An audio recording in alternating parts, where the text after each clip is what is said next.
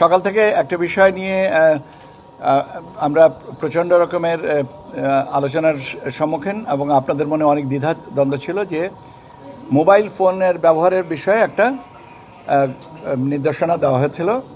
এখানে বলা হয়েছিল যে 400 গজের ভিতরে এটার সীমিত রাখতে হবে বা এর বাইরে রাখতে হবে। এটা আমরা সংশোধন করছি।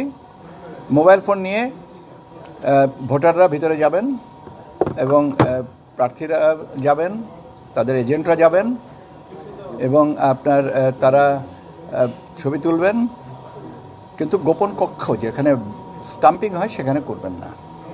তো এই পরিপত্রটা আমরা সংশোধন করে দিচ্ছি যাতে এর ব্যাপারে কোনো রকমের দ্বিধা না থাকে।